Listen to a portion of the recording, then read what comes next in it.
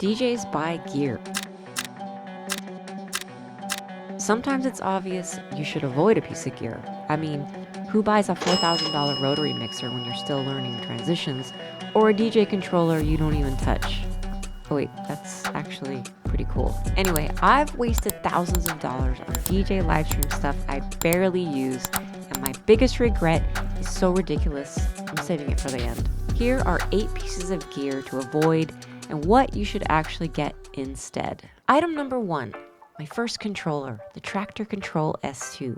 Now, I don't regret buying it because it was trash, it just wasn't right for me. And look, Traktor isn't bad, although what is going on with Native Instruments? But here's what beginner me didn't understand. When you buy a controller, you're picking an ecosystem. You're picking software, workflow, and most importantly, whether that ecosystem will translate when you eventually touch club gear, if that's what you want to do as a DJ. See, I didn't think that far ahead. Over time, there came the realization that the industry standard is Pioneer or Alpha Theta. Clubs run on Rekordbox and CDJs as a standard, and I did not. So when I wanted to level up and play out or get booked beyond being a bedroom DJ, I was not just upgrading gear, I was relearning an entire system. And that friction cost me time. Time is the one thing you can't buy back. Now, which controller would I buy today as a beginner? The Pioneer DDJ Flex 4. Not because it's flashy, but because it's simple, it's solid for the price, and most importantly, it's close enough to club layouts that you're not painting yourself into a corner. Now, after that decision, I made another mistake that I think a lot of beginner DJs make. Instead of fixing my foundation, I started hoarding music. Item number 2, record pools. I know it's not technically gear, but I still think it counts. So after I got my first controller, I told myself that what I needed was more music because the 8,000 tracks I had already collected was not nearly enough. So I signed up for BPM Supreme and then Zip DJ. Because why have one when you can have 2? And again, both of those record pools are great. This is not about them. This is about what happens when you drown in options. Every week I was downloading everything. Intro edits, extended edits, dirty edits of songs that should never see the light of day. My library exploded, and I didn't know my own music anymore. When you have too much music, you can't build your crates easily, can't tag properly, you can't remember what version of My Neck, My Back that was. You're not curating, you're hoarding. I told myself I was investing in my catalog, but what I was actually doing was avoiding the harder work. Deciding who I am as a DJ. And if I were starting today, I'd go to Bandcamp so I could ensure that the artists were receiving a fair share of the revenue, and I would download it very intentionally, and I'd spend the time building tight crates and tagging properly. Because standing out isn't about having more music, it's about knowing your music. There, that just saved you a bunch of time and money. Now, my library was a mess, so naturally, I distracted myself with another purchase. Item number 3, the flight case. Do you ever solve a problem from your old life in your new life? Well, that was me. I came from being in a band, constant load in and out, gear getting smashed into door frames and trunks and garages and the whole thing. So when I started DJing, my brain went, okay, we gotta protect everything and get the real case. So I bought a proper flight case, heavy, metal edges, and built like it was designed to survive a small war. And to be fair, I did use it, like once. Because here's what I didn't account for. I wasn't gigging 3 nights a week anymore. I was mostly live streaming and playing a few gigs here and there. So the case was pure overkill. It was heavy, it slowed down setup, and it ate up space. What I should have bought from day one? A padded, soft case. Snug fit, good padding, a shoulder strap, light and fast, and perfect for the occasional travel day.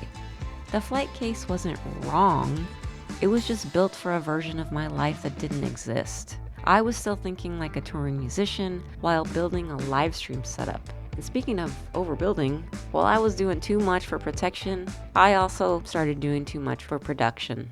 Item number 4, the cheap slider cam rig. Have you ever watched a bigger DJ doing something and think, that's it? That's the missing piece. Well, that was me. I would watch these bigger DJ streams and their camera would glide across the decks, smooth and cinematic and polished, and it looked very fancy and expensive. And I thought, okay, that's the level I want to be at. So I bought a slider.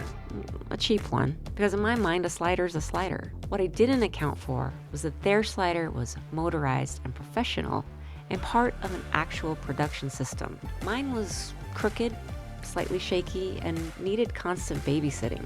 Every stream turned into, hold on chat, technical difficulties. And here's what I learned. When you're a top DJ and streamer, production enhances your presence. But when you're still building, production can distract from it. The slider didn't increase engagement, it increased setup time. And eventually it broke anyway. If I were starting today, I'd skip the slider and I'd do one clean wide shot with the camera I was using and instead focus on getting a good key light like this one from Elgato or this one from Newer, because good lighting will help your cheap camera look expensive, poor lighting will make your expensive camera look crappy. And while I was busy copying production choices from bigger DJs and streamers, I copied something else too. Item number 5, the Shure wired earbuds.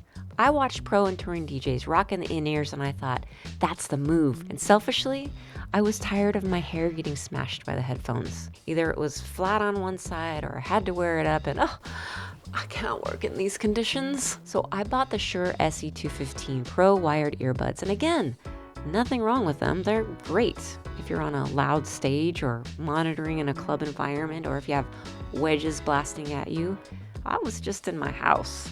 And they were so uncomfortable, and I never got the bass response I was used to with my V-Modas. The in-ears were not solving a real problem. They were solving an image problem. And if I were starting today, I would use comfortable over-ear DJ headphones like my personal choice, the V-Moda Crossfade, or the very popular Sennheiser HD25s, or maybe the III TMA2s. Now, after copying the pro streamers' camera moves and their in-ears, I decided my stream needed one more dramatic upgrade: atmosphere. Item number 6, the cheap fog machine. I saw DJs with haze in the background and beams of light cutting through the air and everything looking dramatic and moody, and I thought, that's it. My stream needs atmosphere. So I bought a fog machine. A cheap one, because damn, this whole DJ thing is getting expensive. And first of all, cheap fog does not look cinematic. It looked like I was hotboxing in my studio. And second, it was inconsistent.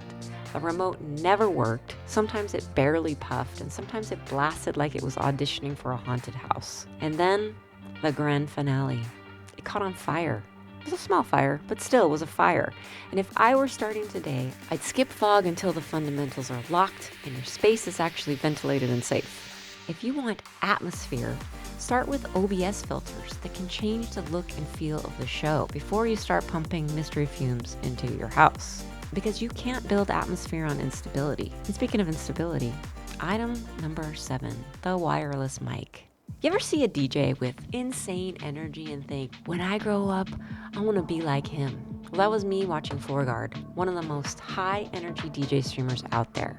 He is moving, he is hyping, he is pacing around the stream like it's a live show, and he's doing it with a wireless mic. And I thought, okay, that's it. I need freedom, so I bought the cheap wireless mic. Here's what I didn't account for. When someone like Forgard goes wireless, it works because his audio chain is dialed and he's using quality gear. When I went wireless with my cheap mic, dropouts and random interference and the chat typing the most terrifying sentence on earth, "You're cutting out." When your mic is unreliable, your confidence drops. You talk less. You hold back. You stop moving because you're waiting for the signal to disappear. So instead of giving me more energy and freedom, it made me feel smaller. And again, the gear wasn't the magic, the skill was. If I were starting today, I'd prioritize a stable wired mic setup. I've been using the Fifine K688 for years, and I made a video about it. I'll link it if you want to check it out. Get a boom arm, a decent mic, and set it and forget it. And now for the most expensive gear lesson I ever learned. Item number 8, the Opus Quad. After the Traktor phase, I upgraded to the Denon Prime 4 and I loved it. Standalone, powerful, modern, the workflow made sense to my brain and I was genuinely happy with this upgrade. But then the industry standard voice got loud again and suddenly I felt like a poser. It was like being in the 4th grade when my mom bought me the Kmart sneakers instead of the Reeboks. Technically fine, but socially, not so much. So even though I love the Prime 4, I bought the Alpha Theta Opus Quad. And let me be clear, the Opussy is great. She's beautiful, premium build, clean layout. She is an amazing controller. But I didn't buy her because I needed her.